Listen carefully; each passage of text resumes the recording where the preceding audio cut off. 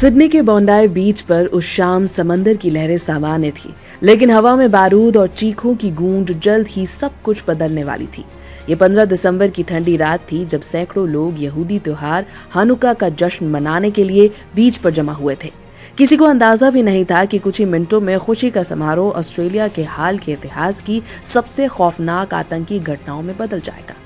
भीड़ के बीच दो साए आगे बढ़े, 50 वर्षीय साजिद अकरम और उसका 24 वर्षीय बेटा नवेद। दोनों के हाथों में राइफलें थी और आंखों में एक अजीब ठंडापन। कुछ सेकंड की खामोशी के बाद गोलियों की झड़ी लग गई। निशाना ज्यादातर यहूदी समुदाय के लोग थे। मिनटों में 15 निर्दोषों की जान चली गई और दर्जनों लोग लहूलुहान होकर रेत पर गिर पड़े। चीखें, भगदड़ और सायरनों की आवाजें मिलकर एक ऐसा शोर बना रही थी जो शहर देर तक नहीं भुला पाया। फायरिंग रुकने से पहले ही पुलिस ने जवाबी कार्रवाई शुरू कर दी थी। साजिद मौके पर ही ढेर हो गया, जबकि नवेद गंभीर रूप से घायल हालत में गिर पड़ा और बाद में उसे पुलिस हिरासत में अस्पताल ले जाया गया। शुरुआती जांच में साफ हुआ कि ये कोई सामान्य हिंसा नहीं बल्कि सुनियोजित आतंकी हमला था, जिसमें यहूदी समुदाय को बाकायदा टारगेट किया गया था। ऑस्ट्रेलिया के प्रधानमंत्री ने अगले ही दिन इसे इस्लामिक स्टेट की विचारधारा से प्रेरित आतंकवादी हमला करार दे दिया। जांच टीम की नजर तेज थी। हमले के बाद जब पुलिस ने संदिग्धों की कार खंगाली तो पीछे की सीट के नीचे से 2 काले झंडे मिले, जिन पर सफेद अक्षरों में ISIS का प्रतीक उकेरा था। साथ ही एक कार से IED जैसा विस्फोटक उपकरण भी बरामद हुआ, जिससे शक और गहरा हो गया कि हमलावर सिर्फ गोलीबारी तक सीमित नहीं रहने वाले थे।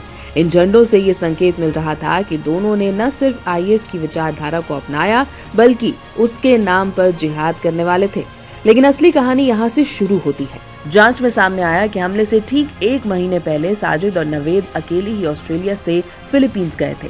वह मनीला पहुंचे और वहां से देश के दक्षिणी हिस्से की ओर रवाना हो गए। वही इलाका जो वर्षों से कट्टर इस्लामी उग्रवाद और IS फिलीपींस की गतिविधियों के लिए बदनाम है।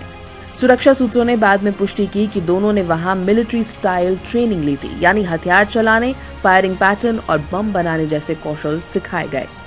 दक्षिणी फिलीपींस में जंगलों और पहाड़ियों के बीच ऐसे कई कैंप की खबरें पहले से ही थी, जहां विदेशी लड़ाकों को छिपाकर ट्रेनिंग दी जाती है। यहाँ आने वालों में इंडोनेशिया, मलेशिया से लेकर दूर दराज के कट्टरपंथी भी शामिल रहे हैं, जिन्हें छोटे छोटे समूहों में गोलीबारी, घात लगाकर हमला और इम्प्रोवाइज्ड बम तैयार करने की ट्रेनिंग दी जाती है। साजिद और नवेद ने भी वहीं से सीखी गई तकनीक का इस्तेमाल बोंडाई बीच पर किया। उन्होंने ऐसी जगह चुनी जहां सुरक्षा मौजूद तो थी, लेकिन त्योहार की भीड़ के बीच डर और अफरा तफरी पैदा करना बेहद आसान था। हमले से पहले वो सोशल मीडिया और मैसेजिंग ऐप्स के जरिए कट्टरपंथी कंटेंट से जुड़े रहे और जांच में ये भी सामने आया कि नवेद के ऑस्ट्रेलिया में IS समर्थक नेटवर्क से पुराने रिश्ते थे। हमले के बाद ऑस्ट्रेलिया में एक बड़ा सवाल काम था, तो ये हमला रोका क्यों नहीं जा सका? अधिकारियों ने स्वीकार किया कि नवेद की निगरानी तो हो रही थी, लेकिन उसे तत्काल खतरे की सूची में नहीं रखा गया था और फिलीपींस की यात्रा ने अचानक उसे विचार से कार्रवाई की तरफ धकेल दिया।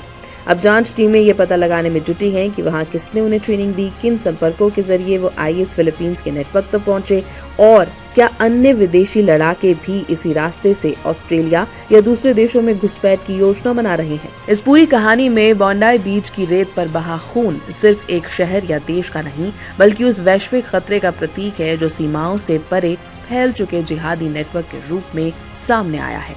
IS के काले झंडों से लेकर फिलीपींस के जंगलों में चलती ट्रेनिंग और सिडनी की सड़कों पर दहशत फैलाती गोलियों तक, ये घटना दिखाती है कि विचारधारा, तकनीक और प्रशिक्षण का घातक मेल आधुनिक आतंकवाद को कितनी दूर तक ले जा सकता है।